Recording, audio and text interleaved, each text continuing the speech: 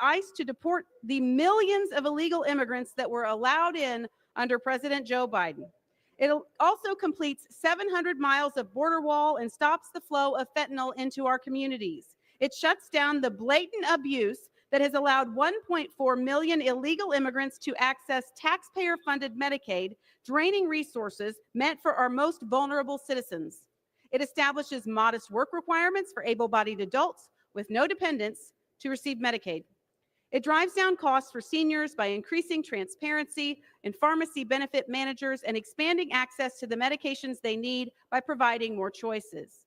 It ends the reckless Biden student loan giveaways that favored liberal elites over working class Americans at taxpayer expense. It provides nearly $150 billion in resources to our military to improve areas from service member quality of life and strengthens our shipbuilding capacity. It also makes targeted reinvestments and improvements to farm policy and other rural priorities that support our farmers and ranchers. It includes no tax on tips, no tax on overtime, car loan interest deductibility for autos made in America, and provides tax relief for seniors. And the list of wins goes on and on and on in this one big, beautiful bill. Our friends across the aisle will try to deflect from these real and tangible benefits. They want to deceive you and scare you. And I'm sorry for that. Don't believe them. They seem to forget that 77 million Americans rejected their America Last policies last November. They're now trying to convince the American people that a bill that secures the border, invests in our military, extends tax relief to millions of hardworking Americans, and protects Medicaid, Medicare, and Social Security for the people who need it most is somehow not in the best interest of the country. But the American people know better. The American people know Trump's tax cuts worked and need to be extended. The American people know that it's in the best interest of our national security to secure the border. They know the world needs American energy leadership. They know that the men and women who serve in the armed forces need additional resources to counter the growing threats and defend American interest across the globe. We are putting Americans first by deporting illegal immigrants and protecting taxpayer-funded benefits for those who truly need them. Everything you'll hear from the Democrats tonight is wrong. Again, don't believe them. How many times do you have to get duped by their dishonesty before you stop listening? The sky is not falling. Mr. Speaker, today we are delivering on President Trump's agenda. I look forward to the consideration of this one big, beautiful bill, and I urge the passage of this rule. I reserve the balance of my time. Gentlelady reserves. The gentleman from Massachusetts is recognized. Mr. Speaker, I yield myself such time as I may consume. The gentleman's recognized.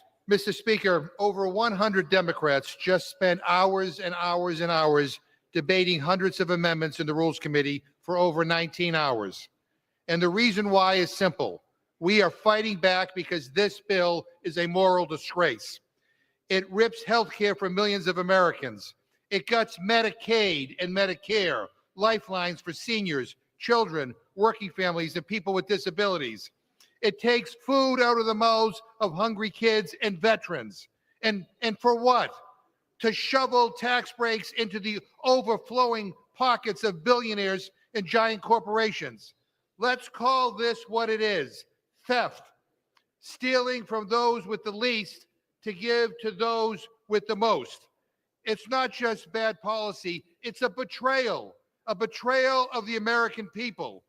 Republicans know that this bill is toxic. That's why they started their rules hearing at 1 o'clock, by the way, yesterday morning, because they are terrified of that the American people might actually see what's in this GOP tax scam. And be outraged by what they're doing. Republicans don't want to talk about it.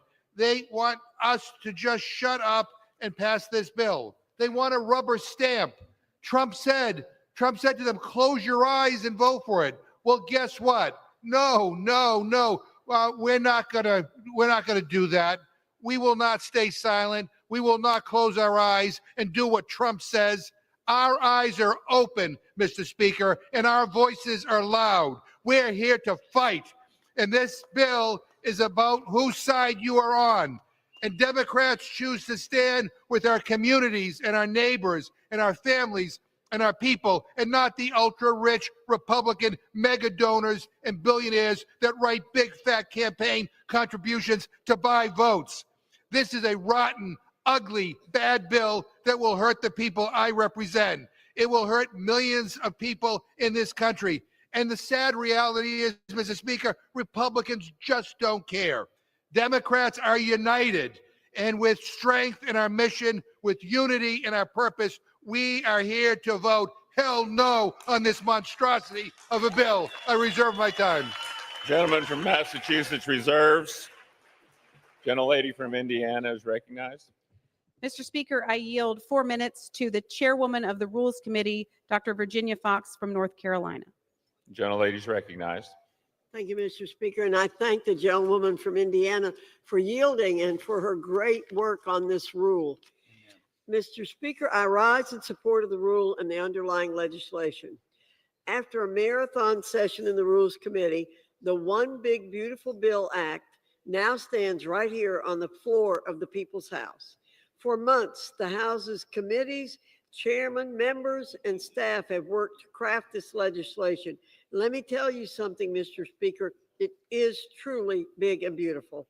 It is a clear, full-throated response to the millions of hardworking men and women across the entire nation who believe that America is due for a serious course correction.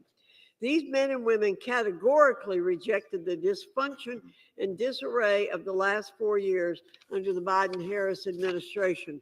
And while our colleagues across the aisle have resorted to casting aspersions, conjuring up misleading claims, and fear-mongering about this legislation, Republicans are the ones who've put pen to paper and have created one of the most consequential pieces of legislation in our nation's history. The American people and this government, by extension, cannot afford inaction. Americans need this legislation to ensure our economic survival and the sustainability of this Republican government.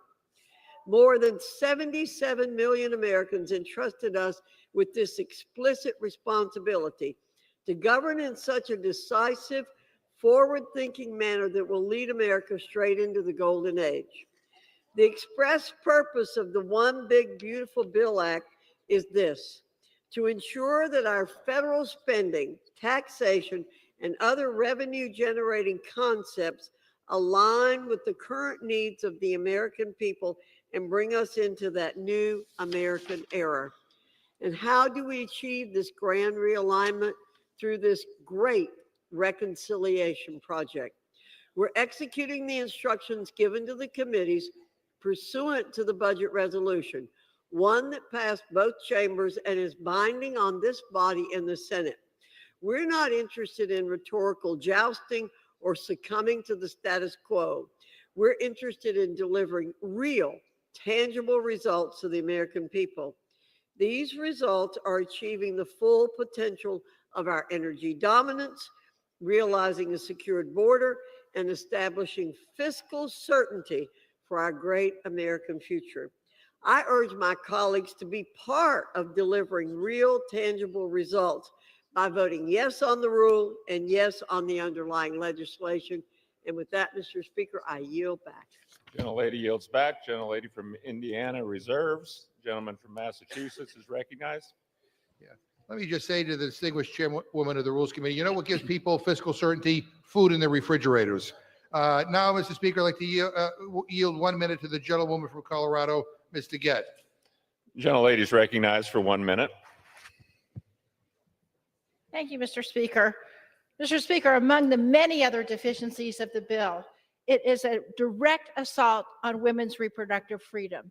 Number one, it defunds Planned Parenthood, which means if this bill passes, 1 million Americans will have no pap smears. They'll have no breast cancer screening. They'll have no well women visits. That's the first thing it does. But then the manager's amendment, introduced in the dead of night, says 1 of 7 Americans who are on the insurance exchanges will no longer be able to get abortion coverage on those exchanges with their own money.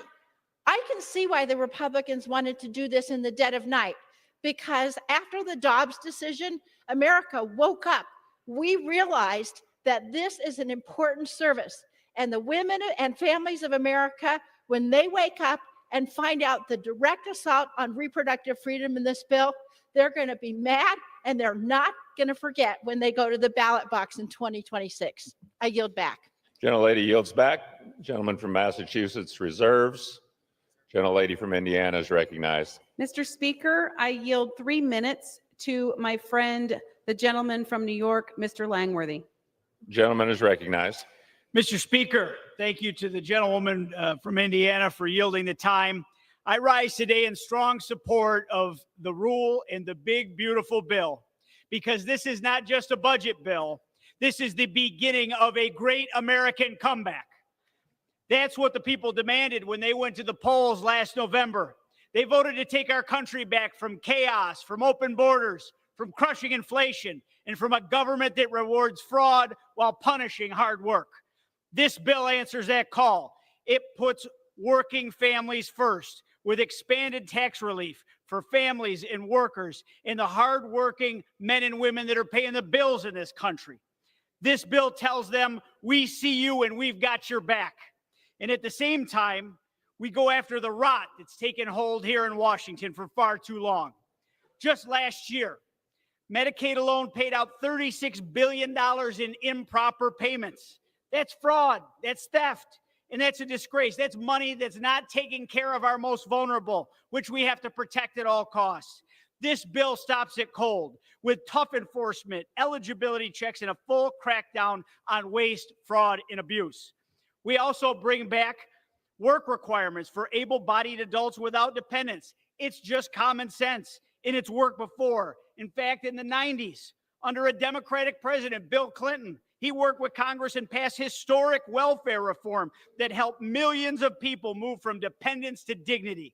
We've restored that principle now in this bill, and because in a nation that rewards hard work is a nation that thrives.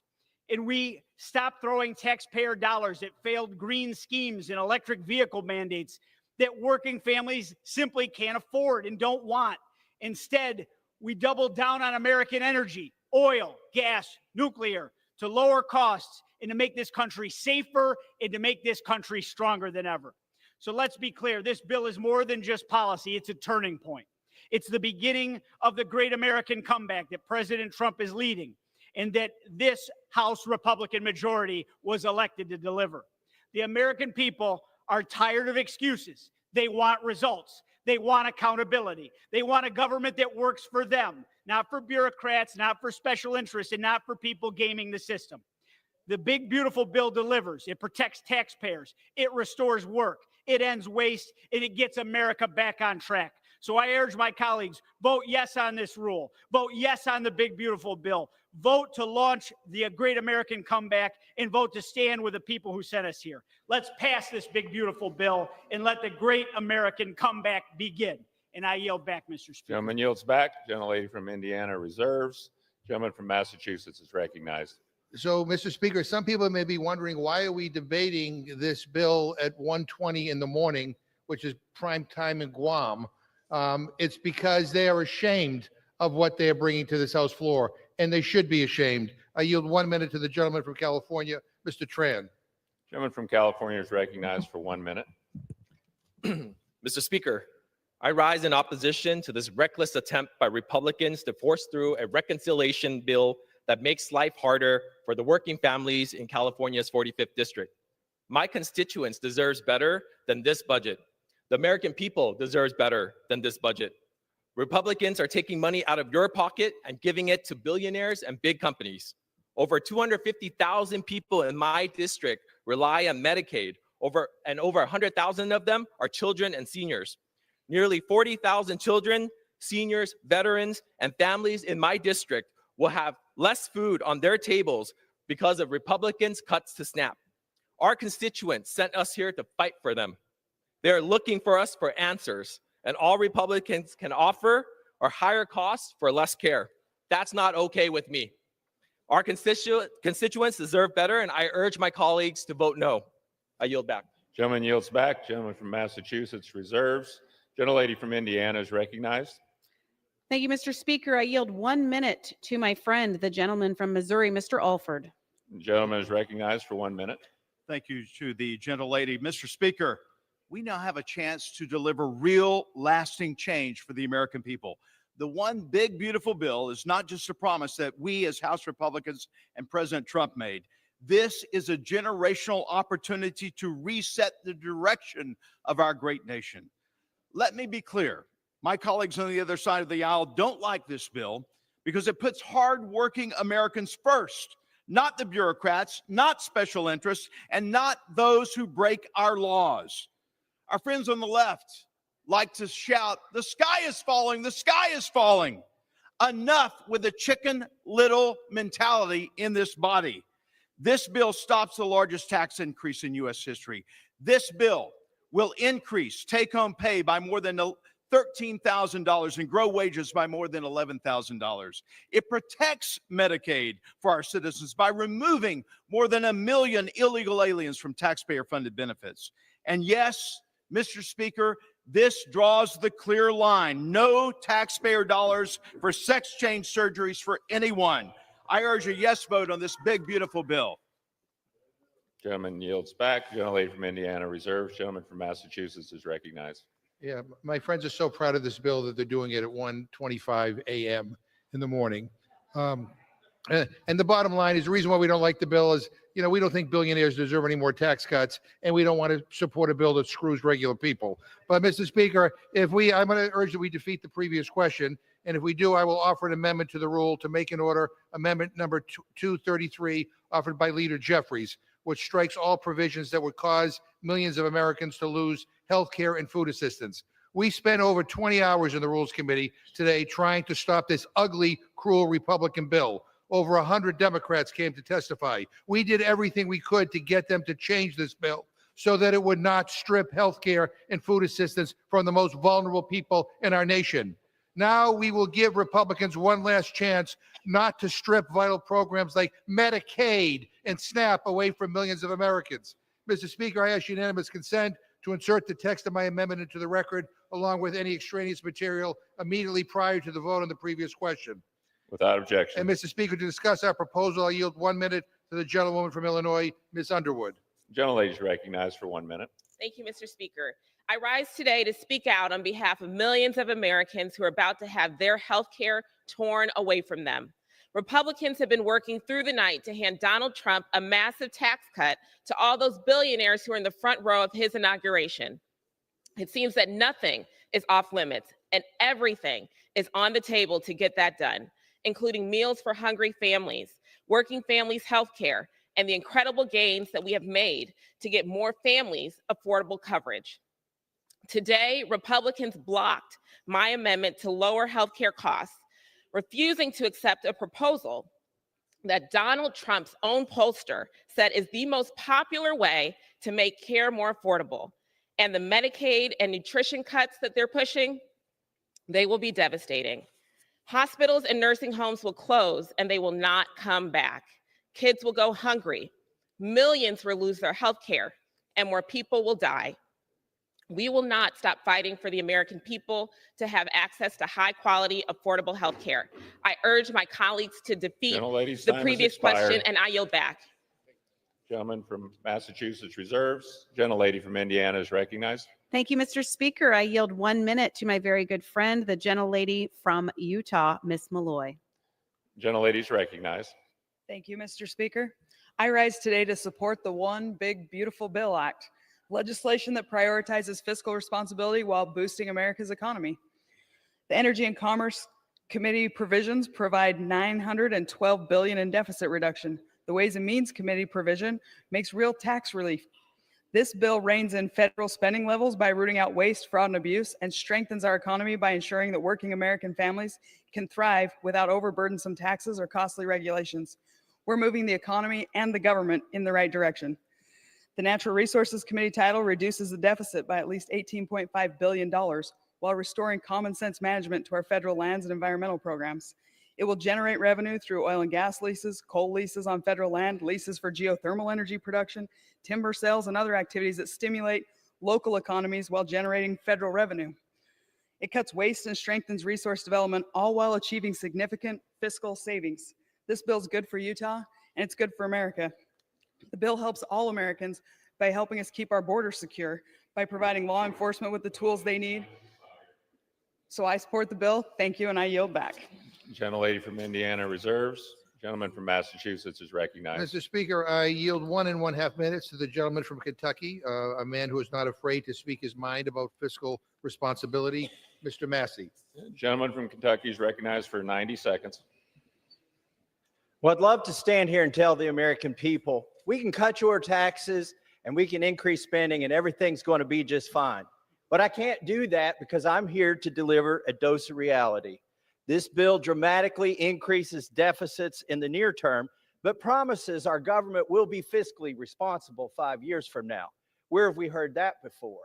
How do you bind a future Congress to these promises? This bill is a debt bomb ticking. Congress can do funny math, fantasy math, if it wants, but bond investors don't.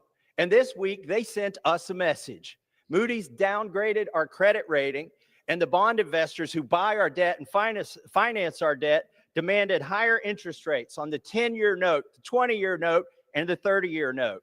What does this mean? Very soon, the government will be paying $16,000 of interest alone per U.S. family. And what are we telling them? Instead of taking care of that problem, we're going to give you a $1,600 tax break. Under the taxing and spending levels in this bill, we're going to rack up, the authors say, $20 trillion of new debt over the next 10 years. I'm telling you, it's closer to $30 trillion of new debt in the next 10 years. Mr. Speaker, we're not rearranging deck chairs on the Titanic tonight. We're putting coal in the boiler and setting a course for the iceberg. If something is beautiful, you don't do it after midnight. I oppose this bill. Gentleman's time has expired. Gentleman from Massachusetts. Gentleman from Massachusetts reserves. Gentlelady from Indiana is recognized. Thank you, Mr. Speaker. I yield 1 minute to my friend, the gentleman from Iowa, Mr. Nunn. Gentleman from Iowa is recognized for 1 minute. Thank you, Mr. Speaker. Tonight we have the opportunity to deliver on a promise made to the American people. Border security, energy independence, tax cuts for working class families. Now, my colleagues on the other side of the aisle, millionaires, many of them themselves may bemoan what it may do, but I promise you this, for folks back home in Iowa, this is a working class tax cut. I spoke to an Iowa mom, Sarah Curry, who used her child tax credit to help buy a new water heater for her family when it went out last winter and made sure her daughter got to speech therapy.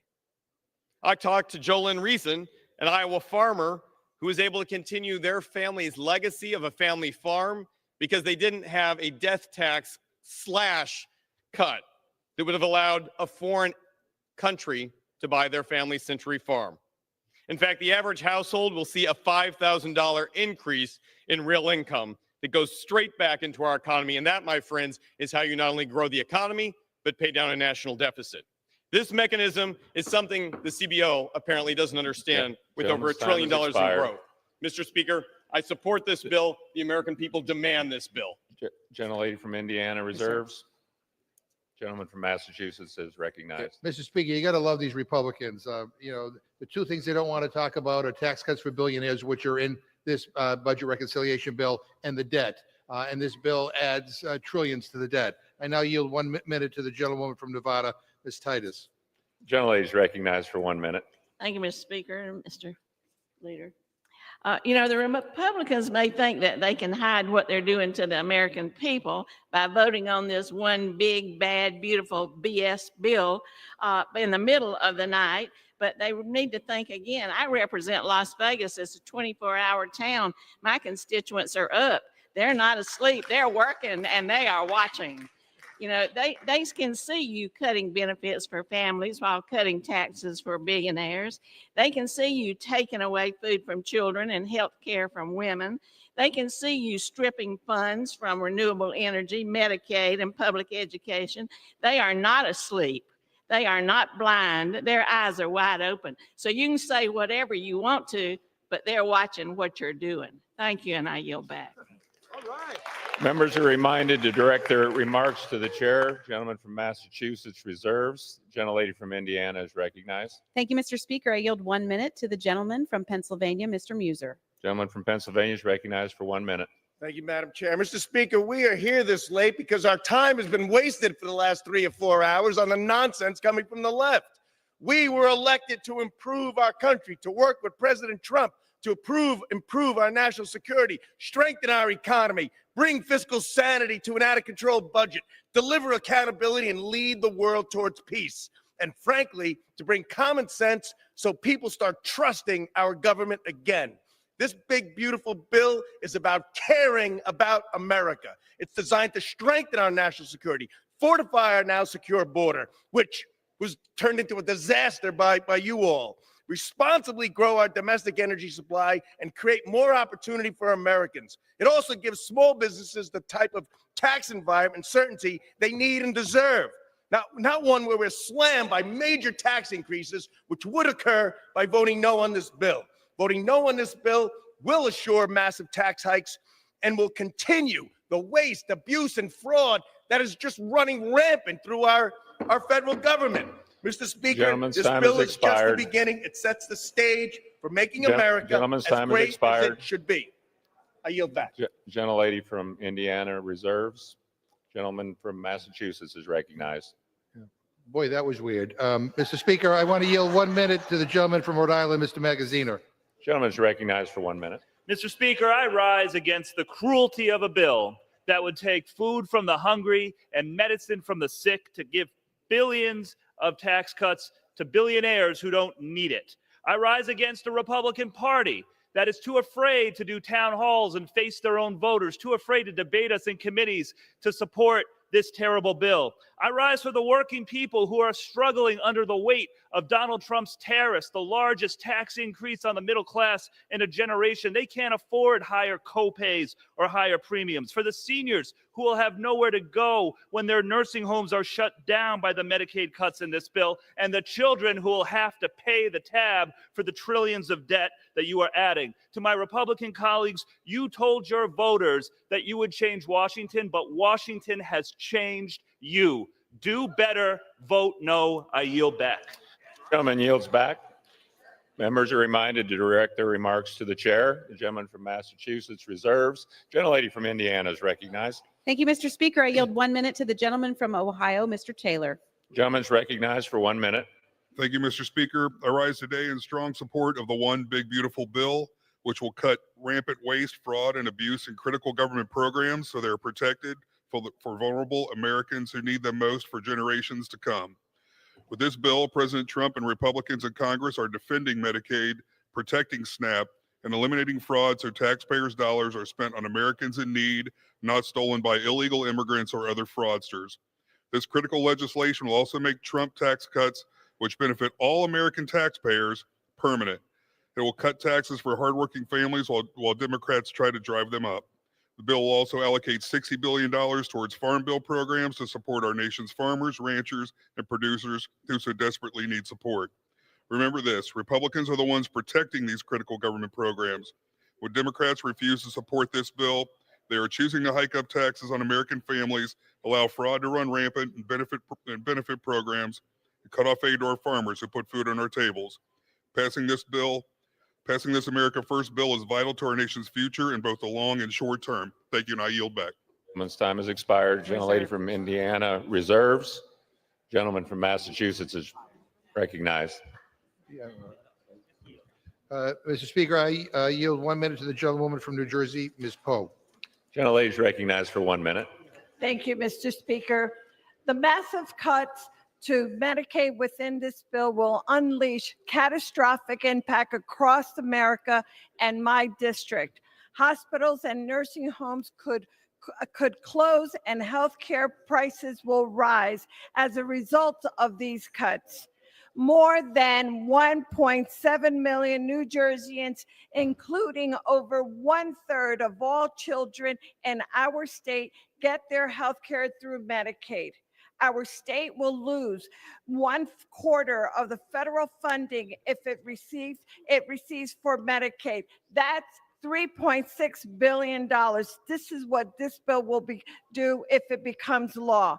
These cuts will especially hurt families in our poorest communities. And that's why I offered an amendment to require continuous Medicaid coverage through pregnancy and a year postpartum.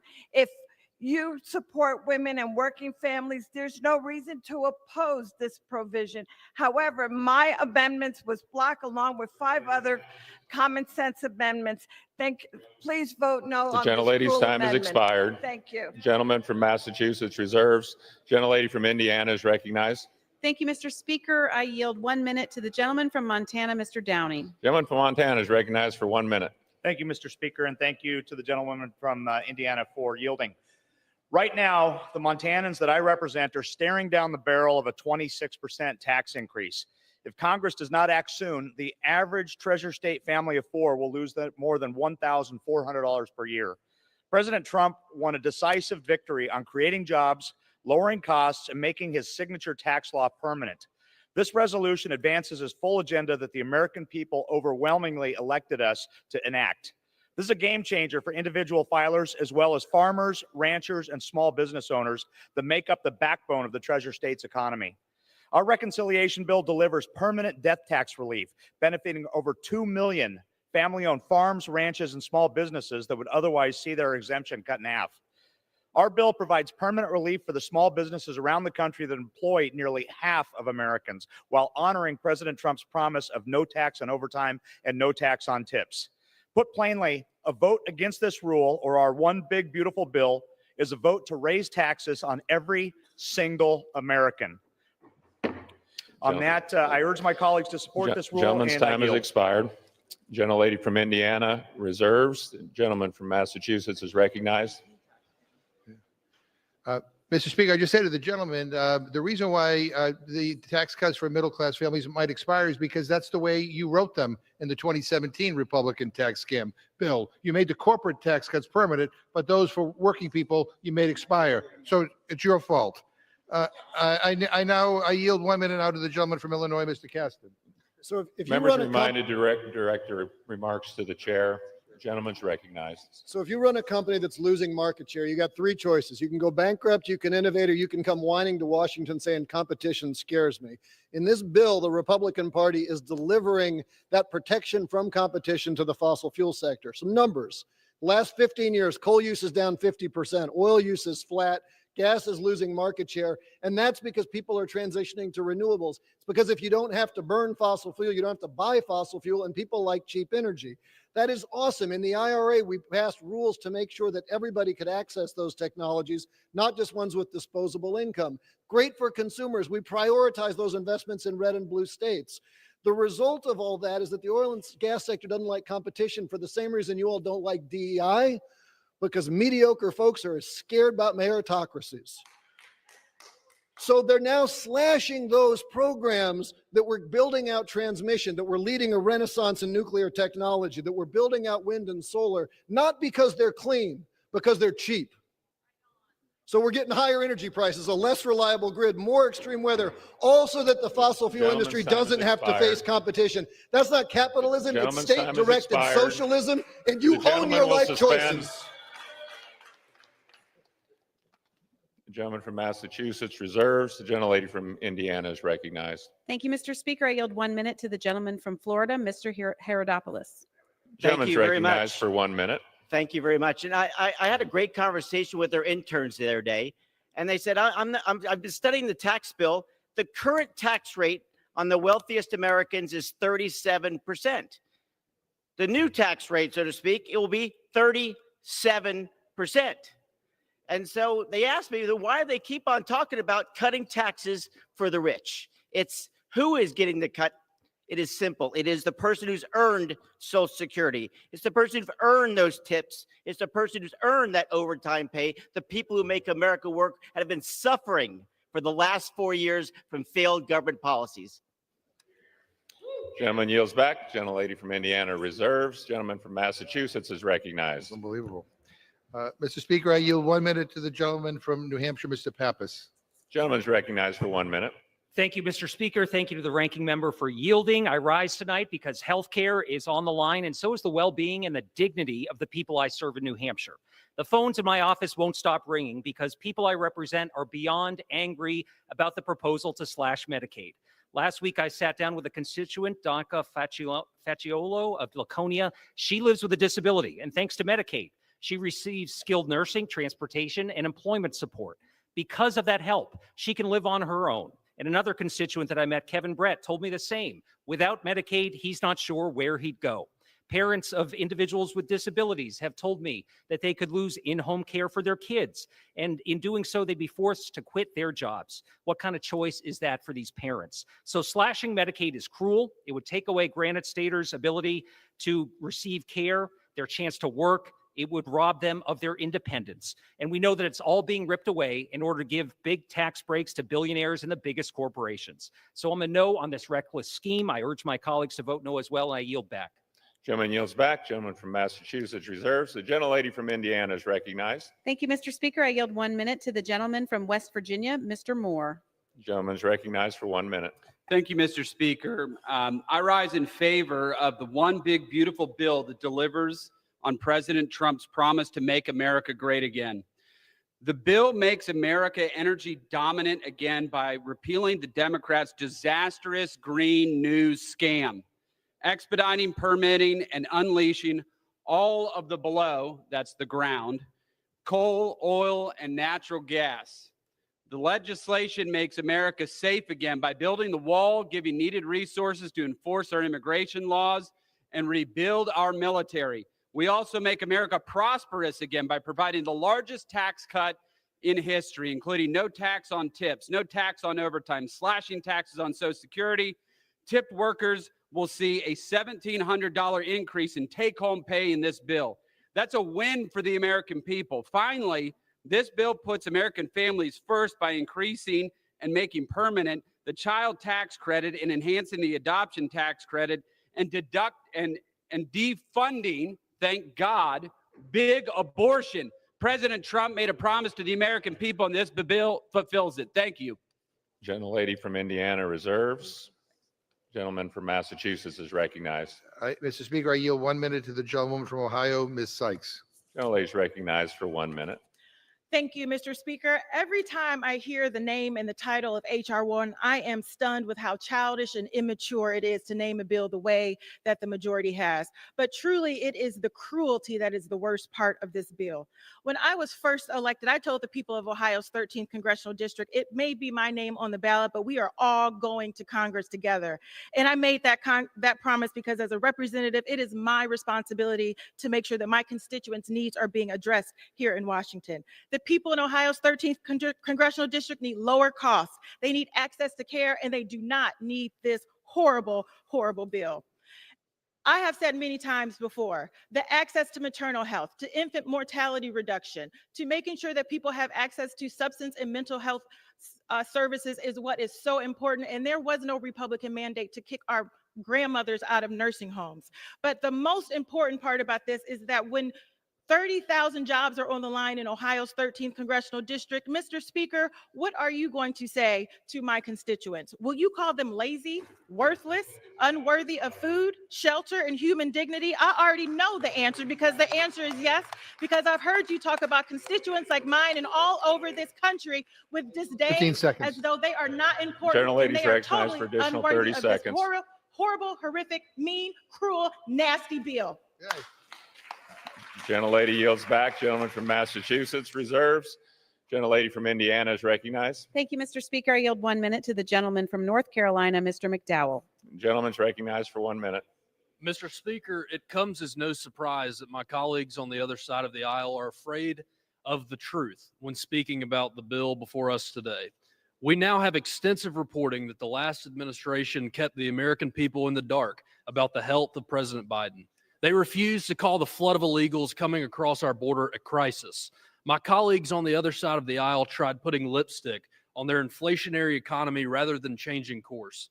So it should come as no shock, Mr. Speaker, that these same folks are misleading Americans about the bill before us today. The one big beautiful bill will be a major course correction, delivering massive tax relief, certainty for small businesses, a historic investment in border security, and we are unleashing American energy. Mr. Speaker, it seems to me that too many in this body live their own truth, not the truth. The truth is, this puts America first, and I urge all of my colleagues to support this rule. I yield back. Gentleman yields back. Gentlelady from Indiana reserves. Gentleman from Massachusetts is recognized. Mr. Speaker, I yield 1 minute to the gentleman from Alabama, Mr. Figures. Gentleman from Alabama is recognized for 1 minute. Mr. Speaker, we're talking border security, and the same administration just let in our Chapo's family. Chapo's family. I rise today as somebody representing one of the poorest districts in this country. Individual median income around $30,000. 1 in 4 people in my district receive SNAP benefits. 1 in 4 people in my district receive Medicaid benefits. These are people who cannot afford to lose healthcare access. They cannot afford to lose access to SNAP benefits. And the truth of the matter is, that people will lose those benefits, all in an effort to make long money even longer. And so my question is their money being longer worth people in my district's lives being shorter? And it's not. It never will be. It never can be. We have to stand up for these people. I came to Congress to be a voice for people who need things like Medicaid, who need things like SNAP benefits. And every day I'm here, I will push back against efforts to cut back on those benefits. And with that, I yield back. Yields back. Gentleman from Massachusetts reserves. Gentlelady from Indiana is recognized. Thank you, Mr. Speaker. I yield 1 minute to the gentleman from Utah, Dr. Kennedy. Gentleman from Utah is recognized for 1 minute. I thank the gentlelady for the yielding of that time, and thank you, Mr. Speaker. As a family physician, I've seen both the benefits and issues associated with Medicaid. Currently, there are 7.6 million people on Medicaid who should not be there. 1.4 million illegal immigrants, 1.2 million that are ineligible for Medicaid, and 4.8 million able-bodied adults that choose not to work. It's time we crack down on fraud, waste, and abuse in such a vital program for those that need it. As we assess the state of Medicaid, we find that roughly 1 in every 4 dollars are spent improperly, with more than 80% of these payments stemming from eligibility errors. Medicaid is critically important for countless Americans, and this bill will ensure that those who truly need it can continue to access the care they depend on. Medicaid was designed to support the disabled, the pregnant women and children, and those that are in need. It is ballooned with able-bodied adults who are currently not required to be working. Mr. Speaker, Republicans are trying to fix Medicaid and preserve it for those that need it. And with that, I yield back. Gentleman yields back. Gentlelady from Indiana reserves. Gentleman from Massachusetts is recognized. Mr. Speaker, I yield 1 minute to the representative from Delaware, Ms. McBride. Gentlelady is recognized. Mr. Speaker, I offered a simple but essential amendment to this slash and burn Republican budget. This budget creates red tape that would result in vulnerable seniors losing their health care. My amendment would have prevented that red tape unless the Congressional Budget Office certifies that this bill will not result in any senior losing coverage. Why did Republicans block my amendment? Because they know their budget cuts care. And that's why they're doing all of this in the dead of night. It's why they're rushing this through, because they want to eviscerate health care so long as they get tax breaks for their billionaire best friends. It may be very, very late at night, but it's not too late for my Republican colleagues to do the right thing. It's not too late to protect Medicaid. It's not too late to protect SNAP. It's not too late to protect their constituents, but I won't hold my breath. I yield back. Gentlelady yields back. Gentleman from Massachusetts reserves. Gentlelady from Indiana is recognized. Thank you, Mr. Speaker. I yield 1 minute to the. Thank you so much for everyone for being here today. I can tell you that I'm very excited to vote for this bill for a few reasons. Starting in November, when I was campaigning with our very popular president, who won not just the national popular vote, but also the Electoral College, who campaigned on ending taxes on tips, taxes on overtime pay, everything that would help the American people that have felt far too long left by Washington, D.C. And we are finally able to deliver. What are we delivering on? It doesn't just stop there. It's ending taxes on car loan interest, which so many people struggle with. It's going to end additional tax and bring additional tax relief for seniors. It makes sure that we restore border security, which, by the way, I'd like to remind the American people that it was our colleagues that were responsible for giving many of these program benefits to people that never paid into the program, to people that were here illegally hurting our very own people. We talk about defending seniors, we talk about defending the most needy, and yet these programs were literally at risk of insolvency had we not done this. So what I can tell you is I'm very proudly supporting this bill that also includes an increase in the child tax credit and an increase to individual tax deduction. I ask everyone to join us in this. And with that, please support the very Gentlelady's time big, has beautiful expired. bill. Thank you, Mr. Speaker. Gentlelady from Indiana reserves. Gentleman from Massachusetts is recognized. Mr. Speaker, I yield 1.5 minutes to the gentleman from California, the chairman of the Democratic Caucus, Mr. Aguilar. Gentleman is recognized. I thank the gentleman from Massachusetts for yielding. I'm grateful for his leadership and the leadership of the Rules Committee Democrats who are fighting back against these massive tax giveaways to billionaires and corporations raking in record profits. Mr. Speaker, the American people are getting squeezed by reckless tariffs that are raising prices on every family, and it's only going to get worse. With prices still too high, I don't understand how my Republican colleagues can justify taking food off of the table for women, children, and families. While so many working families are struggling, I don't understand how they can justify a tax bill that only makes life easier for billionaires like Elon Musk. In the dark of night, they want to pass this GOP tax scam. We saw today that the president has said that a vote against this legislation represents an ultimate betrayal. The real betrayal, Mr. Speaker, is to the working people of this country who will pay the price so that billionaires can pay less in taxes. Mr. Speaker, our friends on the other side of the aisle said that they wouldn't cut Medicaid, and that's exactly what this bill does. They said that they would end taxes on tips, but they forgot to mention that the trade-off is that you'll lose your health care. The American people didn't sign up for these broken promises. They asked their elected officials to work together to lower costs. My colleagues in the House Democratic Caucus are waiting for these so-called reasonable Republicans to join us. Let's focus on bringing down the cost of housing, rent, gas, and groceries, and let's stop rewarding billionaires at the expense of the middle class. Gentleman yields back. Gentleman from Massachusetts reserves. Gentlelady from Indiana is recognized. Thank you, Mr. Speaker. I yield 1 minute to the gentlelady from North Dakota, Ms. Fedorchak. Gentlelady is recognized for 1 minute.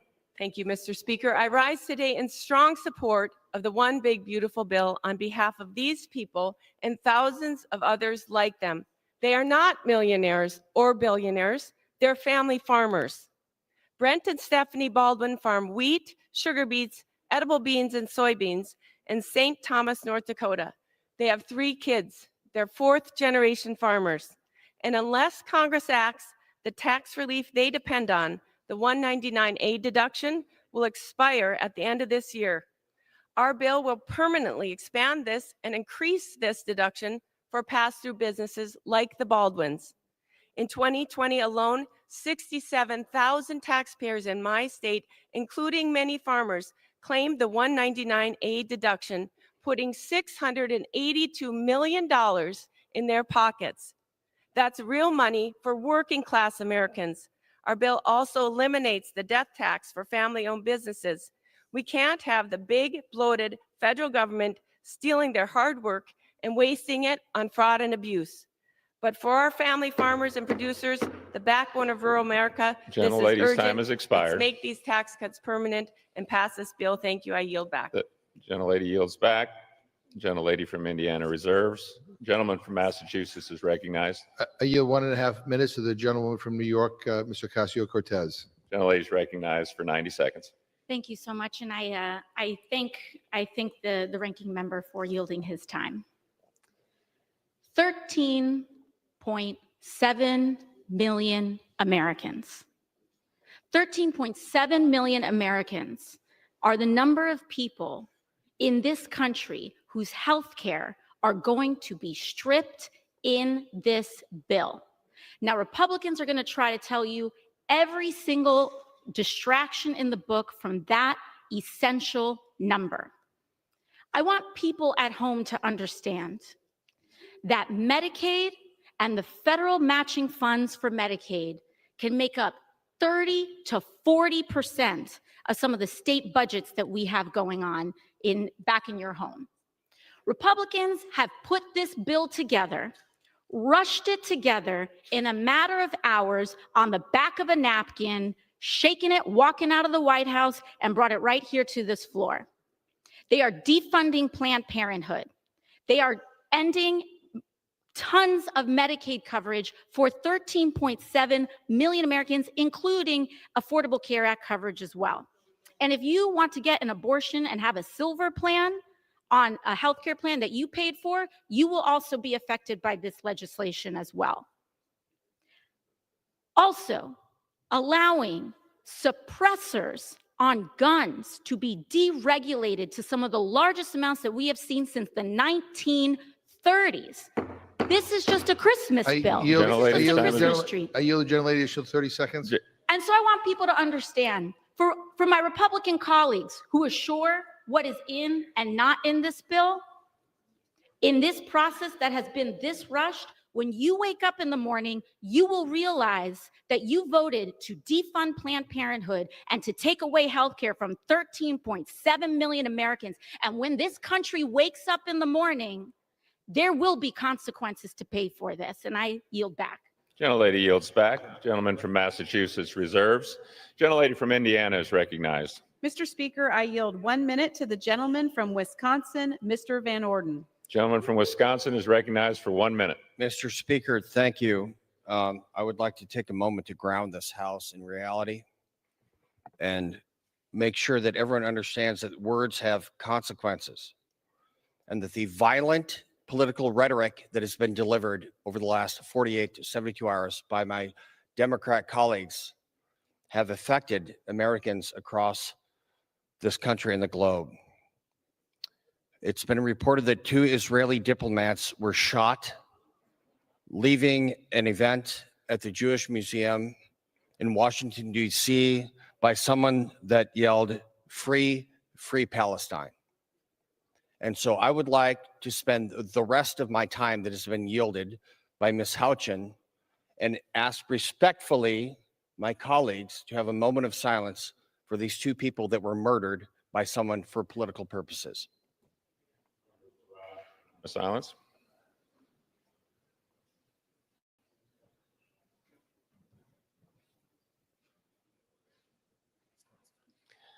Gentleman's time has expired and yields back. The gentlelady from Indiana reserves. The gentleman from Massachusetts is recognized. Mr. Speaker, I yield 2 minutes to the gentlewoman from California, the Speaker Emerita, Ms. Pelosi. Gentlelady is recognized for 2 minutes. I thank the gentleman for yielding and for his exceptional leadership, and all of the members of the Rules Committee for your stamina, and to you for your values. Mr. Speaker, the Reverend Martin Luther King said, of all the forms of inequality and injustice in health is the most shocking and the most inhuman because it also often results in physical death. He went on to talk about access to health care as a right. But this builds in inequality and inhumanity exactly what Republicans have in store for the American people. I was 5 hours at the Rules Committee. I know some of you were longer. And it was stiff competition as to what was the worst provision they came up with.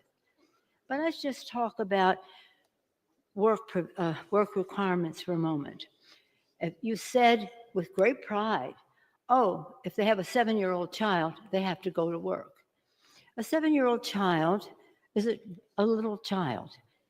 I just recall for you a conversation I had with some moms. One of them said, if I have a work requirement to have Medicaid, this is what it means to me. If my child is sick, I can't go to work because I can't afford childcare. I can't go, if I miss work, I'll miss pay, and I can't afford to miss the pay. And if I miss going to work, I can be fired.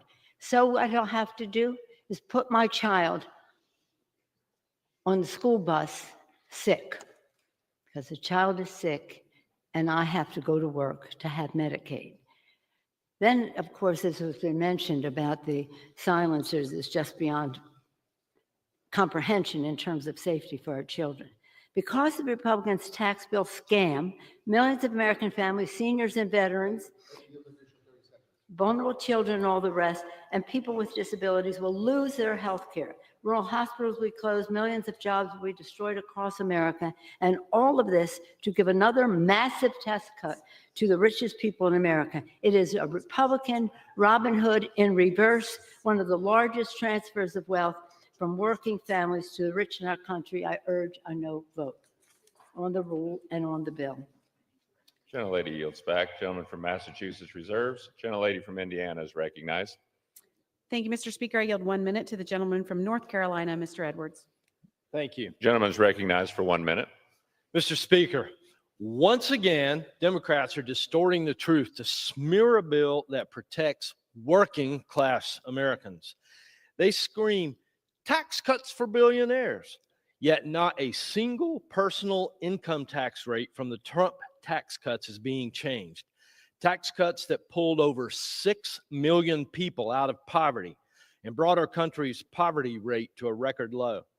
What they don't want Americans to know is that without this bill, families face a 22% tax hike. House Republicans are making sure that does not happen. We're cutting taxes, boosting take-home pay, and securing millions of American manufacturing jobs.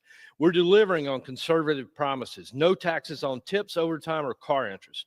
We're strengthening the child tax credit, making the paid leave credit permanent, and repealing the Democrats' IRS overreach targeting gig workers with their $600 rule. This bill stands for working families, economic freedom, and common sense. The left can't spend all they want, but the facts don't lie. Thank you, and I yield back. Gentleman yields back. Gentlelady from Indiana reserves. Gentleman from Massachusetts is recognized. I yield 1.5 minutes to the gentleman from Florida, Ms. Wasserman Schultz.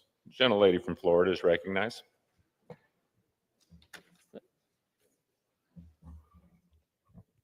Thank you, Mr. Speaker. I rise to oppose this one big ugly bill. Instead of cutting costs, it imposes the biggest healthcare cut ever, forcing 14 million people to lose coverage.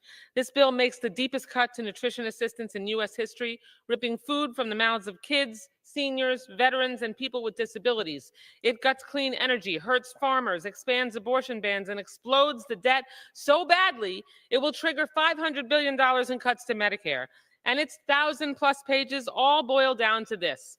$1.1 trillion is swiped from SNAP and Medicaid and stuffed right into the pockets of the richest 1%. It no longer, thankfully, gives tax breaks to tanning beds, although you tried that in the dead of night, yet strips Affordable Care Act coverage from millions of families and raises deductibles and co-pays for millions more. This is worse than the haves versus the have-nots. It's just one big giveaway to the have-yachts. And just like Trump did to all his businesses, this bill will drive our constituents and our country into bankruptcy. Any Republican with a spine, which you clearly lack, and a conscience, which you also lack, should join me in voting hell no. I yield back the balance of my time. Members are reminded to direct their remarks to the chair. The gentleman from Massachusetts reserves. Gentlelady from Indiana is recognized. Thank you, Mr. Speaker. I yield 1 minute to the gentleman from Florida, Mr. Fine. Gentleman from Florida is recognized for 1 minute. Well, thank you, Mr. Speaker. And I am a new person in this chamber. And one of the things I've observed over the last 6 weeks is a fundamental question of who is it that we should be most worried about? See, Rome is burning, and it doesn't seem as though people realize that. It is not thoughtful, it is not generous, it is not compassionate to borrow money from our children and our grandchildren to give it to people who should not be in our country anyway.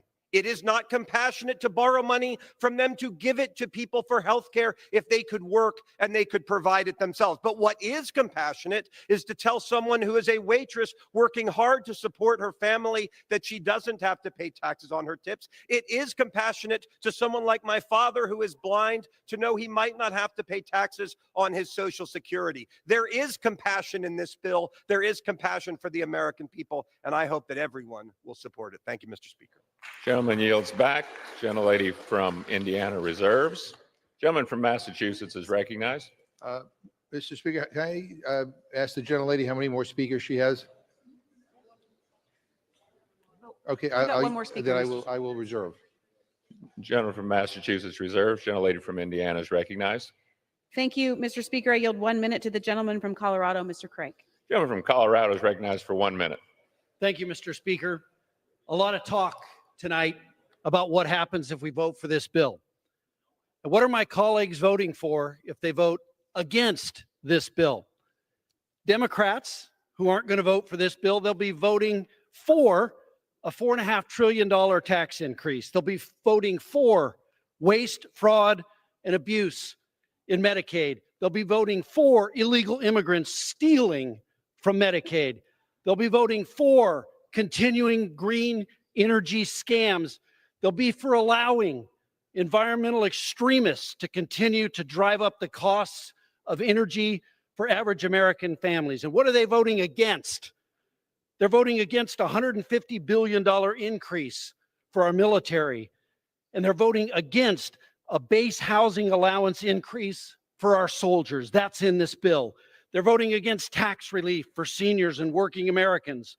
Let's end the nonsense. Let's do what's right for America. Let's pass this rule and pass this bill, and I yield back.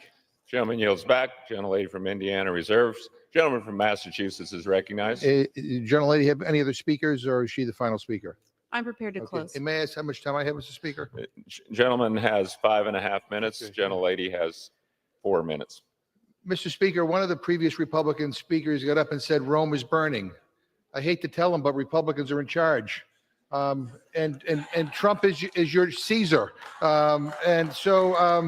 CBO just did an analysis of this budget, and they did an analysis of how it impacts the bottom 10% and the top 10% income earners of this country. And guess what?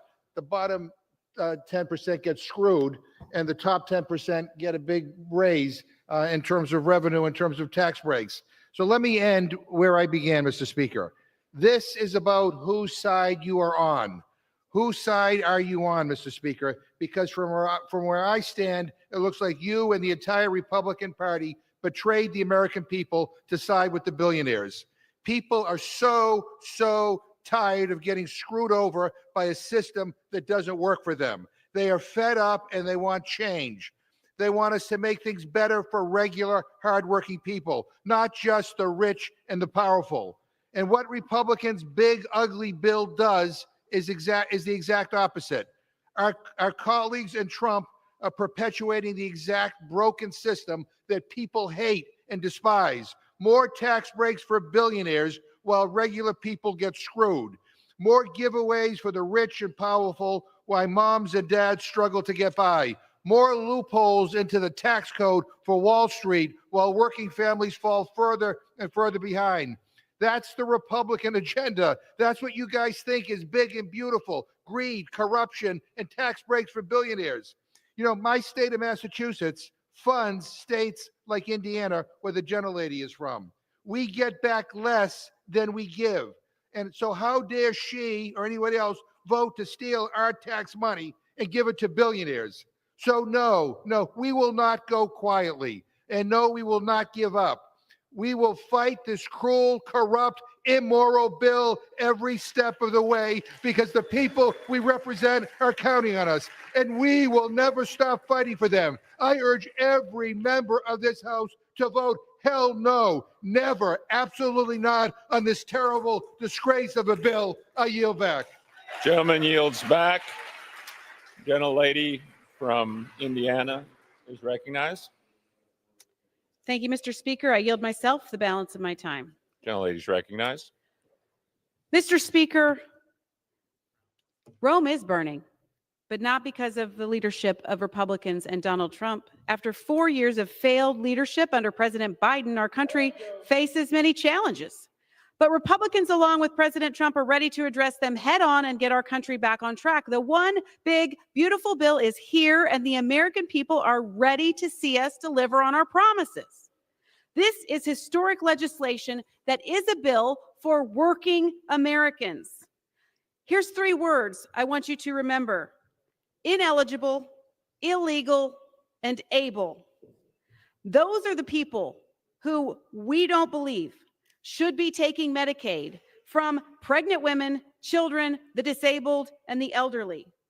We've heard a lot about 13.7 million people are going to lose their health care. That number was debunked by the New York Times. That's a newspaper that doesn't write a lot of things that are friendly to our side. It's not that way.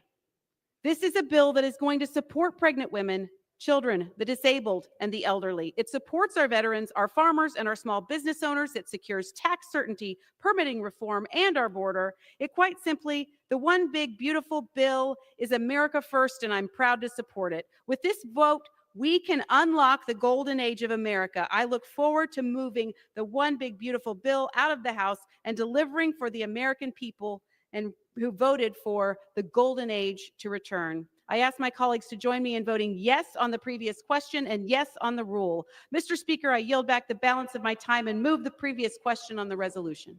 Gentlelady yields back. The question is on ordering the previous question on the resolution. Those in favor say aye. Those opposed, no. In the opinion of the chair, the ayes have it. Oh, Mr. Speaker, I asked for the yeas and nays and a hearing aid. Thanks for your concern. The yeas and nays are requested. Those favoring a vote by the yeas and nays will rise. A sufficient number having risen, the yeas and nays are ordered. Members will record their vote by electronic device. Pursuant to Clause 9 of Rule 20, this 15-minute vote on ordering the previous question will be followed by 5-minute votes on adoption of the resolution if ordered and passage of the Senate Joint Resolution 31. This is a 15-minute vote.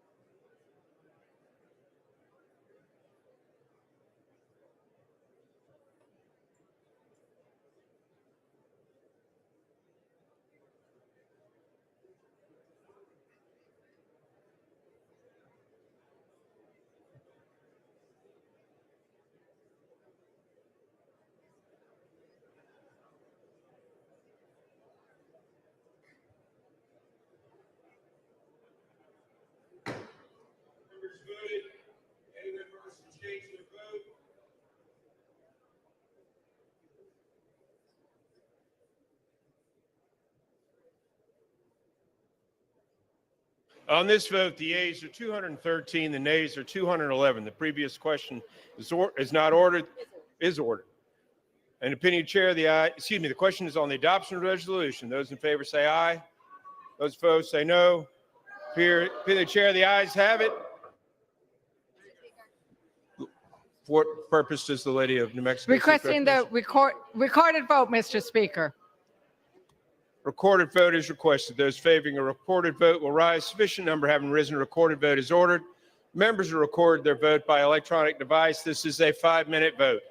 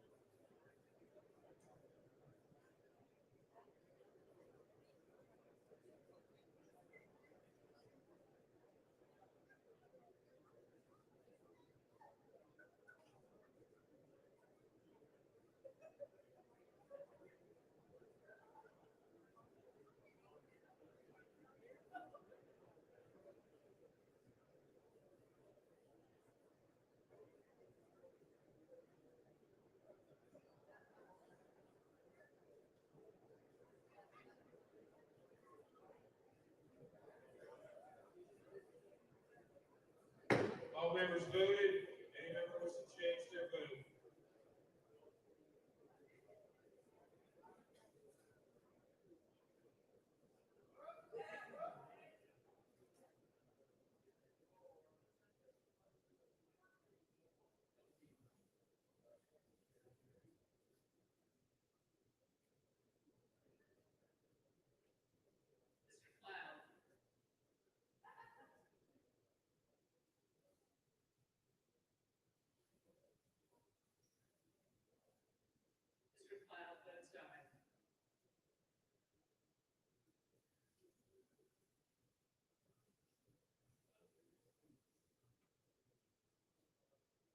On this vote, the yeas are 217, the nays are 212. The resolution is adopted without objection. Motion to reconsider is laid upon the table.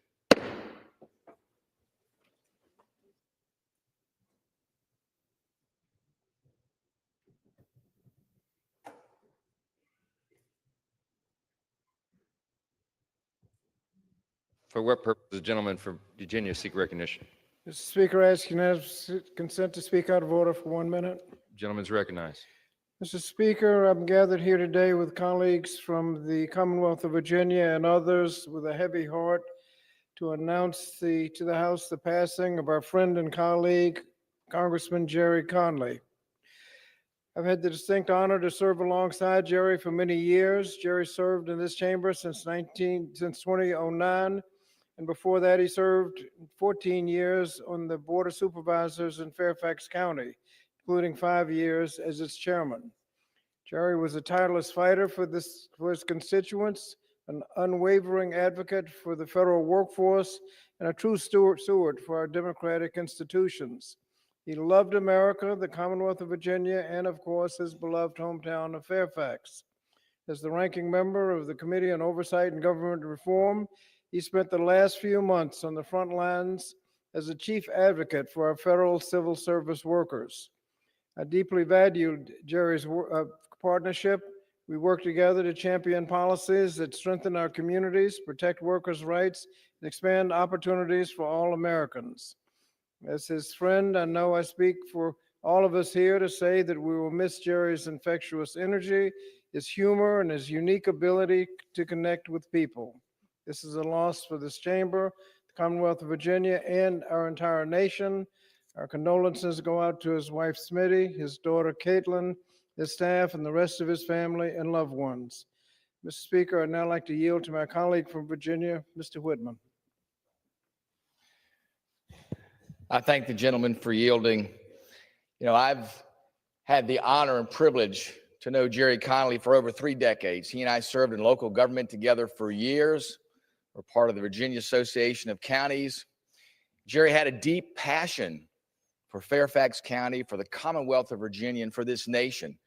And you wouldn't find anybody that had a deeper knowledge of issues and knew more about what was best to be done and knew more about trying to find a place to agree about getting things done. You know, it was really something special about Jerry. I remember us having discussions back in the day when we just started out in local government, because we both learned from each other. He came from a big county there in Fairfax County. I came from a small county. I live in a town today, population 350. We couldn't have been any more different in how we reflected on the counties that we represented. But you know what? We had a deep commitment to doing what was right. And you know, I learned a lot from Jerry in his perspective on Fairfax, but also his perspective on the Commonwealth and perspective on the nation. And he was always looking to find solutions. He was always very passionate about people, about making sure he understood the policies, he understood how to get things done. Jerry was always committed to doing that. Jerry's legacy is going to live on forever in all of us. He'll live on forever in his family and live on forever in the things that he's done for Fairfax County, for the Commonwealth of Virginia, and for our nation. We will miss Jerry, but we will remember his legacy through the things that he has done and through what he did to reach out to others and to look for common ground to get things done in the best interest of not only his constituents, but of our Commonwealth and of our nation. And with that, Mr. Speaker, I yield back. Thank you. Mr. Speaker, I ask all of us to join in a moment of silence in honor of Jerry Connolly.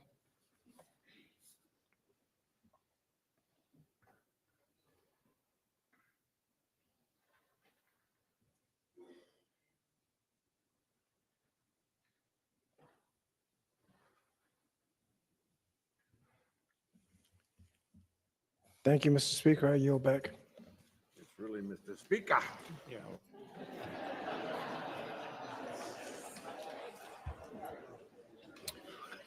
Pursuant to Clause 8 of Rule 20, the unfinished business is the vote on the passage of Senate Joint Resolution 31, on which the yeas and nays are ordered. The clerk will report the title of the joint resolution. Senate Joint Resolution 31, joint resolution provided for congressional disapproval under Chapter 8 of Title 5 United States Code of the rules submitted by the Environmental Protection Agency relating to review of final rule reclassification of major sources as area sources under Section 112 of the Clean Air Act. The question is on passage of the joint resolution. Members will record their votes by electronic device. This is a 5-minute vote.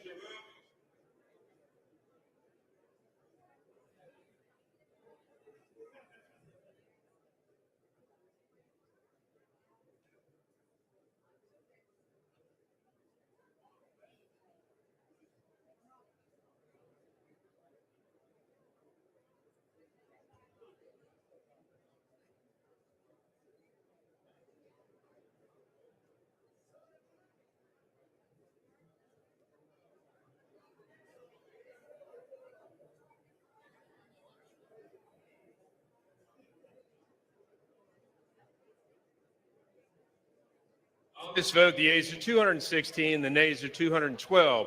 The joint resolution without it is adopted. Without objection, the motion to reconsider laid upon the table.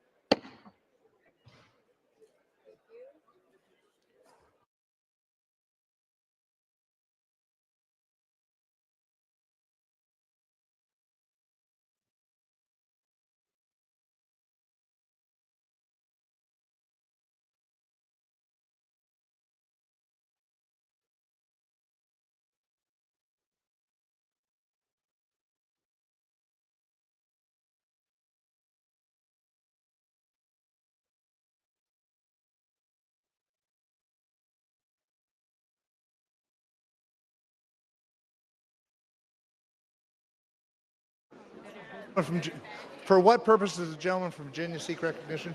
Mr. Speaker, I offer a privileged resolution and ask for its immediate consideration. Clerk will report the resolution. Clerk will suspend for a moment.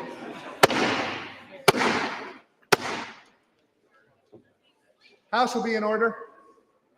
Members, please take conversations from the floor. Clerk will read the resolution. House Resolution 435, resolved that the House has heard with profound sorrow of the death of the Honorable Gerald E. Connolly, a representative from the Commonwealth of Virginia.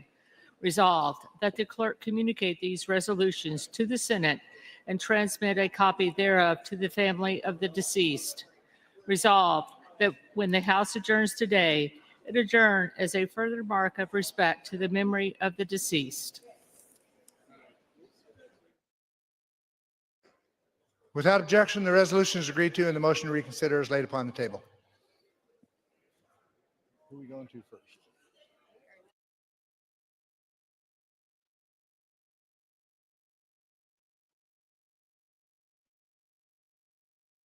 For what purpose does the gentleman from Texas, Mr. Arrington, seek recognition? Mr. Speaker, pursuant to House Resolution 436, I call up Bill H.R. 1, the One Big Beautiful Bill Act, and ask for its immediate consideration in the House. Clerk will report the title of the bill. Union Calendar Number 78, H.R. 1, a bill to provide for reconciliation pursuant to Title II of House Concurrent Resolution 14. Pursuant to House Resolution 436, an amendment in the nature of a substitute consisting of the text of the Rules Committee Print 119-3 modified by the amendment printed in House Report 119-113 is adopted and the bill as amended is considered read. The bill as amended shall be debatable for 2 hours, equally divided among and controlled by the chair and ranking minority member of the Committee on the Budget on their respective designees, and the chair and ranking minority member on the Committee of Ways and Means or their respective designees. The gentleman from Texas, Mr. Arrington, the gentleman from Pennsylvania, Mr. Boyle, the gentleman from Missouri, Mr. Smith, and the gentleman from Massachusetts, Mr. Neal, each will control 30 minutes. The chair recognizes the gentleman from Texas. Mr. Speaker, I ask unanimous consent that all members may have 5 legislative days within which to revise and extend their remarks and include extraneous material on H.R. 1. Without objection. Mr. Speaker, I yield myself such time as I may consume. Gentleman's recognized. Mr. Speaker, for the last 4 years, the American people have suffered one self-inflicted crisis after another, from the chaos at our southern border to our crime-ridden streets to a cost of living crisis that decimated working families from sea to shining sea, leaving Americans weaker, our country more divided and more vulnerable than it's been in generations. Colleagues, lest we forget how we got here and why this moment is so important and so consequential in the life of our country, let's reflect on the recent history. Under the leadership of Biden-Harris and congressional Democrats, our federal government failed to enforce the laws of our land and unilaterally surrendered our sovereign border to terrorist drug cartels.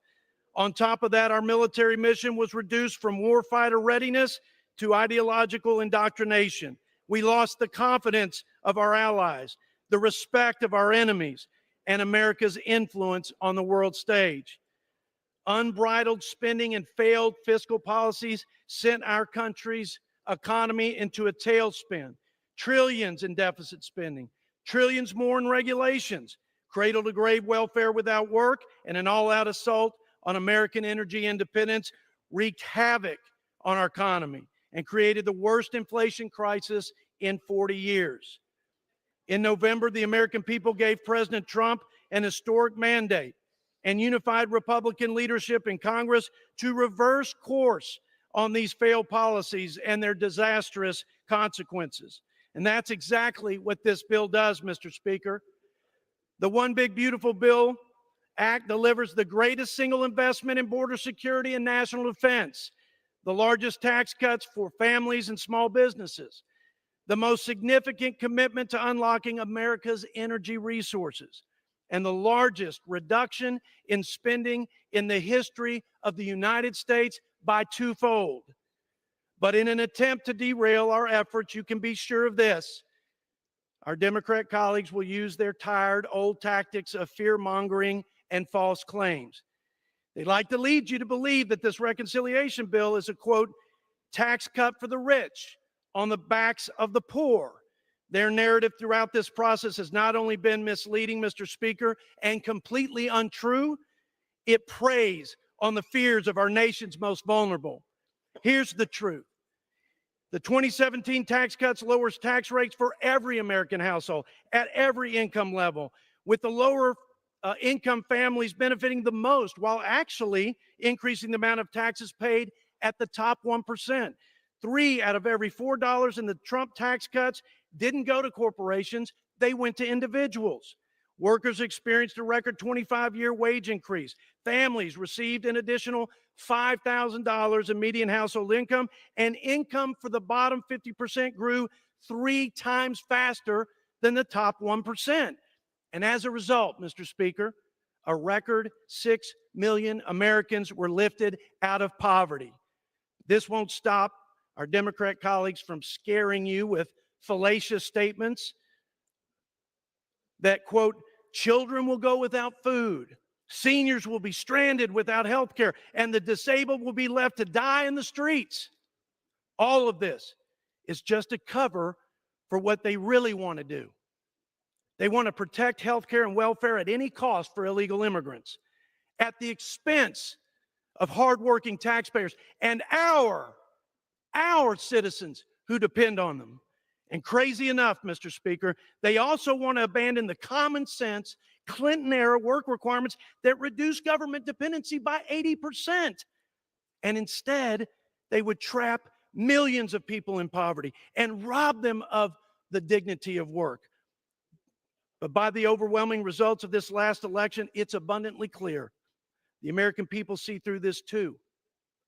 And they have totally rejected the Democrats' radical agenda. Their message to Washington was clear, Mr. Speaker. They want competent leaders, common sense policies, and a commitment from all of us to put America and Americans first. Now, let's give the people what they voted for. I reserve my time. Reserves the balance of his time. Gentleman from Pennsylvania, Mr. Boyle. Mr. Speaker, I yield myself such time as I may consume. Gentleman's recognized. Mr. Speaker, by my calculation, I have now been up 43 of the last 45 hours, and I'm not quitting yet. And we're not quitting yet because the stakes are just too damn high. This is one of the most significant pieces of legislation we will ever vote on. This bill will bring about the greatest loss of health care in American history. More than 6 million Americans who are currently on the Affordable Care Act will lose their health insurance if this Republican bill becomes law. More than 7 million Americans currently on Medicaid will lose their health care if this Republican bill becomes law. In fact, in total, 13.7 million Americans will lose their health care, according to the nonpartisan CBO. That's bad enough. But then late last night, we also got confirmation from CBO that something else is in this bill. Over $500 billion worth of cuts to Medicare. All told, given the cuts to the ACA, the cuts to Medicaid, the cuts to Medicare, the largest loss of health care in American history as a result of this bill. Not even during the Great Depression did so many people lose their health care as will lose it in this bill. And there are even more cuts beyond that. Cuts to nutrition assistance programs, cuts to Head Start, cuts to other education programs. The list goes on and on. Why? To help pay for over $5 trillion worth of tax cuts, most of which that go to the top 1%. But here's the thing. As draconian as these cuts are, they actually don't even come close to paying for the size of the tax cuts. So how is the rest subsidized? With more debt financing. So much so that we have finally seen, for the first time ever, the Moody's credit agency on Friday downgrade the quality of the credit of the United States. Today, we saw more market churn. Markets are worried. Now, most ordinary Americans, most people I call as neighbors and friends back home in Northeast Philly, a very working class and middle class place, most people I know aren't paying attention to the credit agencies and what Wall Street is doing. But here's the thing. It will affect interest rates. In fact, it already is. Mortgage rates have gone back up over 7% and set to rise by more.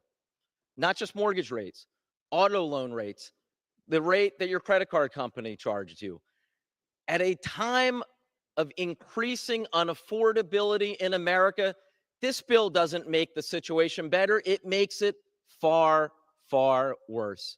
Mr. Speaker, this is not the kind of bill that is worthy of the Congress of the United States. This is class warfare. It makes the poor poorer, the rich richer, and the middle class left behind. And again, these aren't Democratic talking points. These aren't coming from progressive organizations. Last night, the nonpartisan Congressional Budget Office released the distribution tables in terms of who will get what from this tax bill. They found the bottom 10% will be 4% poorer in household wealth under this bill, with most of the benefits going to the top 10% of Americans. And of that top 10%, of course, it is the top 1% that will get the most benefit of all. Robbing the poor to reward the rich. It is wrong. It is bad economics. And it is, as one Republican senator called it, morally wrong. With that, I reserve the balance of my time. Gentleman reserves the balance of his time. Gentleman from Texas. Mr. Speaker, just to be clear, the CBO doesn't say economic benefits. It talks about federal resources. That letter actually affirms the success of our bill.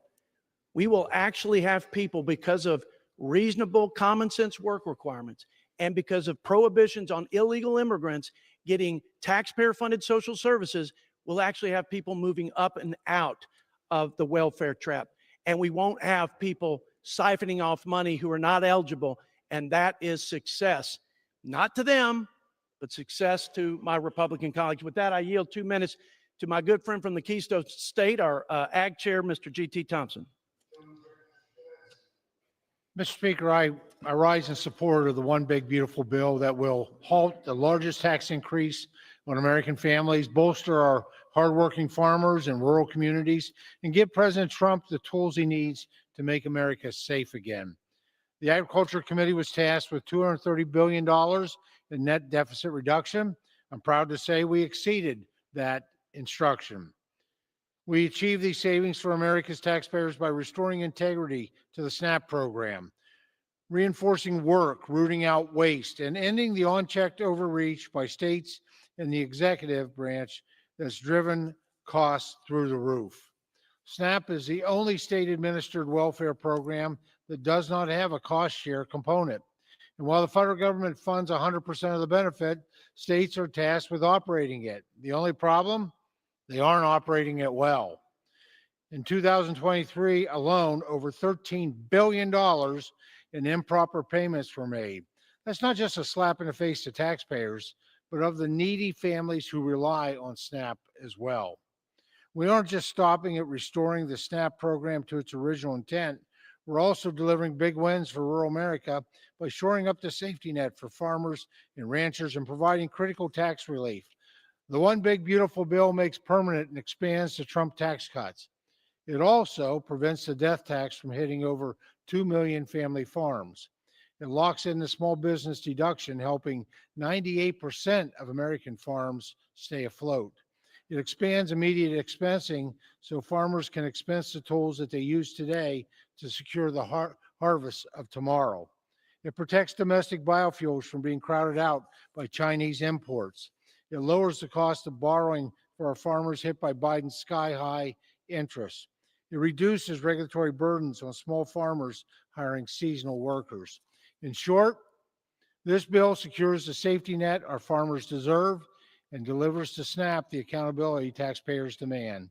America's farmers, ranchers, and rural communities sent us here to fight for them, and the One Big Beautiful Bill delivers on that mandate. Pennsylvania. This bill will kick 404,000 people in our state of Pennsylvania off their health insurance. With that, Mr. Speaker, I'm happy to yield 1 minute to the gentleman from Texas, the ranking member of the Health Subcommittee on Ways and Means, Mr. Doggett. Gentleman from Texas recognized for 1 minute. Breaking yet another promise, Republicans are cutting Medicare by $500 billion. On October 1st of this year, every Medicare healthcare provider will see a 4% cut, and that will occur year after year after year as seniors try to find someone who will accept Medicare. And on January the 1st, millions of Americans who rely on the Affordable Care Act lose their access to a family physician. Medicaid for those in nursing homes, for half the babies born in my hometown of Austin, cut. Almost 14 million Americans losing their access to health care. And the new Trump school voucher sabotage plan atop state vouchers incentivizes removing students from public schools.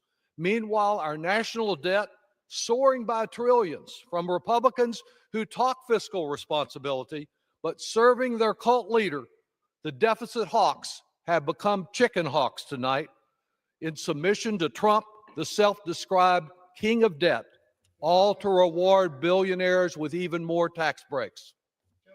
Mr. Chairman, I recognize my colleague, who I don't see is here. Yes, I do, right there, from Arkansas. Chairman of the House Financial Services, Mr. French Hill. For how much time? For 2 minutes. For 2 minutes. Gentleman's recognized for 2 minutes. I rise tonight in support of this reconciliation effort, and I thank my friend from West Texas, the home of natural security, for supporting this bill and working hard to bring it to fruition, bringing it to the House floor. Last month, the House Financial Services Committee completed our work assigned to us under the Budget Committee's reconciliation instruction. The resolution asked us to decrease the deficit by $1 billion during the planning period of 10 years. Our committee exceeded that objective, and we've saved the American taxpayers and cut the deficit in our plan by $5.2 billion in savings. During the markup, we spent 9 hours debating and considering 40 amendments from our friends on the other side of the aisle.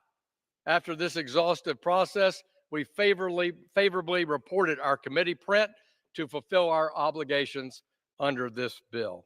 Mr. Speaker, we can't lose sight of the reason that we're here tonight on this House floor. In 2024, the American people voted for fiscal responsibility and real change. Our country is currently $37 trillion in debt, paying billions of dollars in interest each day on that debt. Congress must act. Today, we start that process. For too long, the government spending has been a one-way road in the wrong direction. I'm proud of the work of the Financial Services Committee to do our part to reduce this deficit. I ask all my colleagues to support this bill, and I yield back the balance of my time. Gentleman from Pennsylvania. Thank you. To remind my friend, this bill would kick 131,000 people in Arkansas off their health insurance. With that, I yield 1 minute to the gentleman from the Commonwealth of Virginia, the distinguished ranking member of the Education and Workforce Committee, and also a member of the Budget Committee, Mr. Scott. Gentleman's recognized for 1 minute. Thank you, Mr. Speaker. Mr. Speaker, it's hard to take my colleagues on the other side of the aisle seriously when they give speech after speech after speech complaining about the deficit and then support this reconciliation bill that adds trillions of dollars to the national debt. The bill also not only increases the deficit, it has 4 million students who will lose their Pell Grants. 18 million children could potentially lose their free school lunch. 13.7 million people are set to lose their health care, and everybody loses when the National Institute of Health research is cut. This big, bad billionaires bill steals educational opportunities from students, cuts health care and food from working families, all to fund tax cuts for millionaires and billionaires, and then increases the national debt. Mr. Speaker, to paraphrase Harry Truman, this is not fear-mongering, it's the truth, but they just think it's fear-mongering. Vote no. Gentleman from Texas. Mr. Chairman, Mr. Speaker, rather, my Democrat colleagues surely recognize and remember that for the last 4 years, they racked up $8 trillion in record debt. If you add the record interest rates from the record inflation, that'd be another $5 trillion. And so I don't know that we need a whole lot more lecturing on the national debt. Our balanced budget reconciliation bill actually reduces the deficit in the 10-year window by $140 billion, and it brings the debt to GDP down by 10 percentage points. With that, I yield to my friend from Kentucky, the chairman of the Energy and Commerce Committee, Mr. Brett Guthrie. For how much time? For 2 minutes. Gentleman's recognized for 2 minutes. Thank you, Mr. Speaker. Today I rise in support of the One Big Beautiful Bill Act, which includes a title from Energy and Commerce that unleashes American energy, promotes American innovation, and protects care for our most vulnerable Americans. In 1965, President Lyndon B. Johnson created the Medicaid program to protect low-income families, individuals who are disabled, and seniors, and House Republicans share this commitment to this vulnerable population. This bill protects coverage for those individuals by ensuring ineligible recipients do not cut the line in front of our most vulnerable Americans. The decision by left-leaning state governments to spend taxpayer dollars on people who are ineligible for the program is indefensible. Medicaid should not cover illegal immigrants, deceased or duplicative beneficiaries, or able-bodied adults without dependents who choose not to work. Let's be clear. What my Democrat colleagues are prioritizing when they say they oppose our bill, what they're really saying is 4.8 million people who refuse to work a part-time job or volunteer in their community are entitled to free health care paid by hardworking taxpayers. When they're opposed to our bill, what they're really saying is that the 1.4 million illegal immigrants should be prioritized over U.S. citizens. When they say they oppose our bill, what they're really saying is that people who aren't eligible for Medicaid should be prioritized over children, mothers, or people with disabilities for whom the program was intended.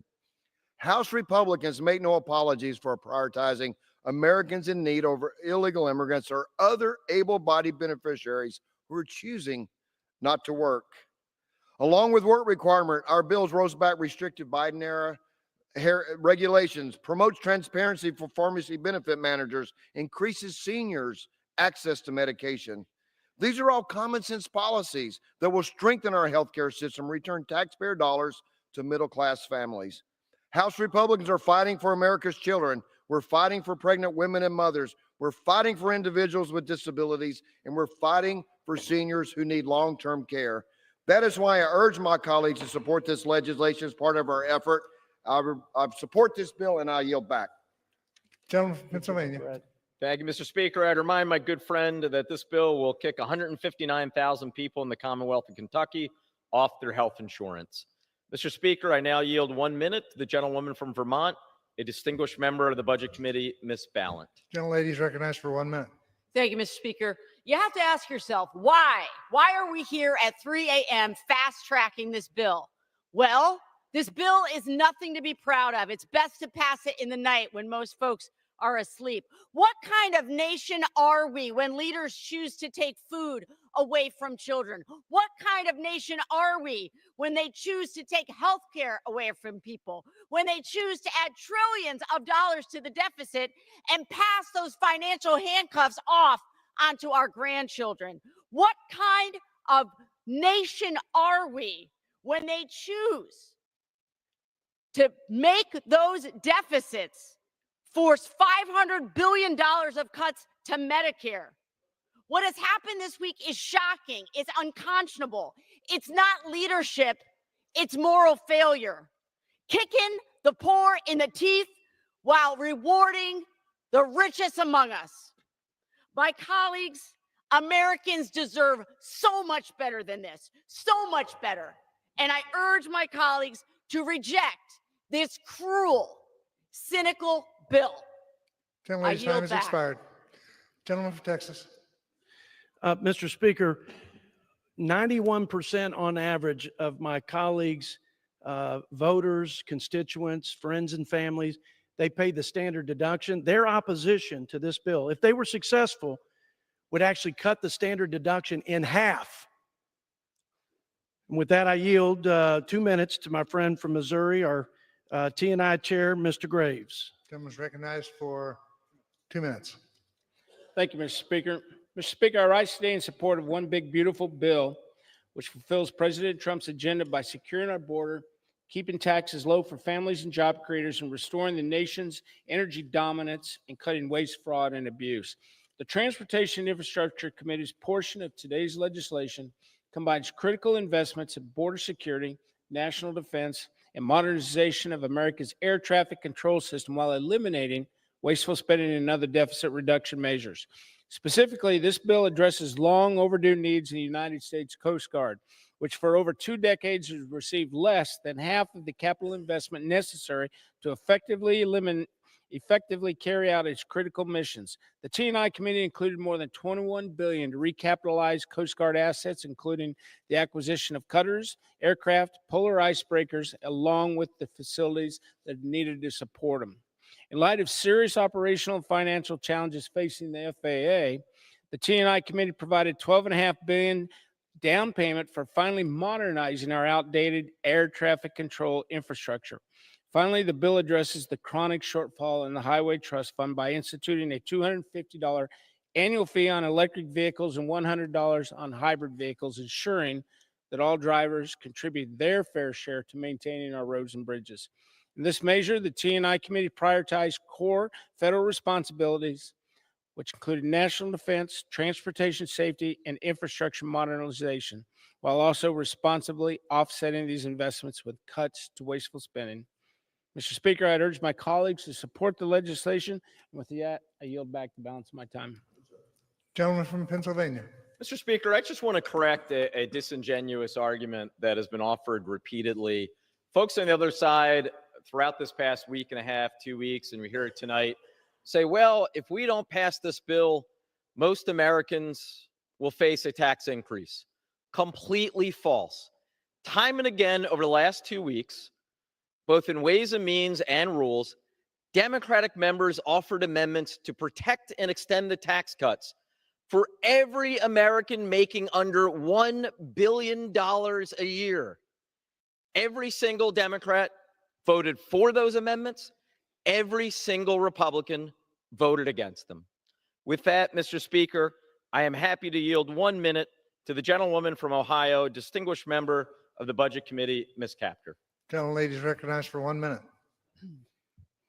Thank you. Ranking Member Boyle, federal budgets are moral documents.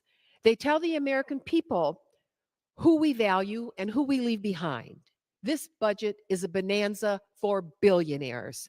It's paid for by cutting health care and food for millions of working families and seniors.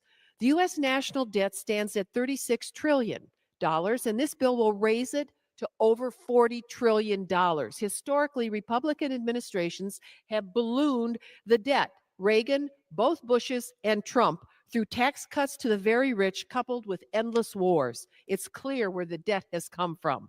Trillions added, unpaid. Now they're coming after health coverage and food assistance. President Trump already has added $8.4 trillion to the debt from his last tax cuts. Meanwhile, as billionaires use their tax refunds to do stock buybacks, American workers are left behind. Let's call it what it is, another Republican budget buster, betraying working people while causing prices to rise. 40,000 people across the district I represent and nearly 14 million nationwide will lose coverage for health care to pay for these bonanzas for billionaires. Mr. Speaker, this bill must be Gentlelady's benched. time has expired. Vote no. Mr. Thank you, and I yield back. Mr. Speaker, I would remind my colleagues over the last 4 years, their failed economic policies, their unbridled spending put a 20% inflation, regressive inflation tax on working families all across this great land. With that,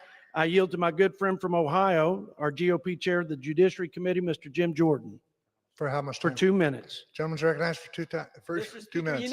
Mr. Speaker, it's a good bill because the left hates it.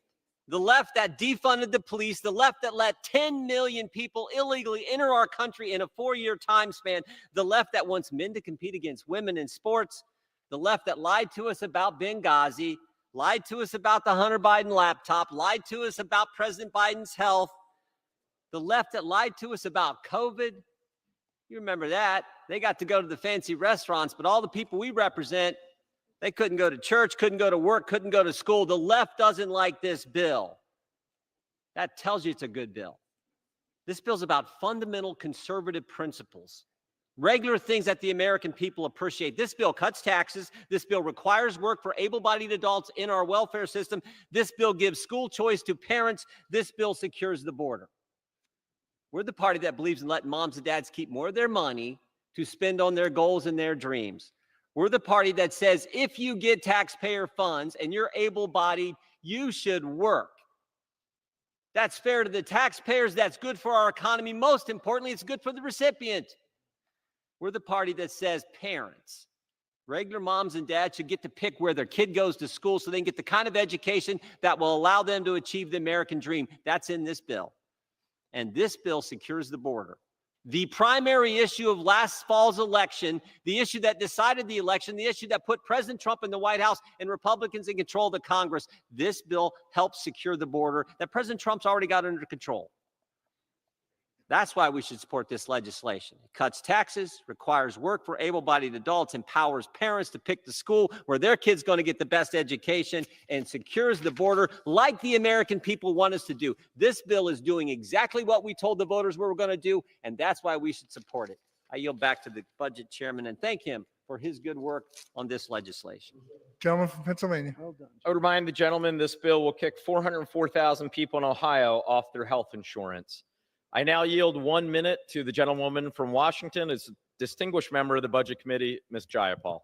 Gentlelady is recognized for 1 minute.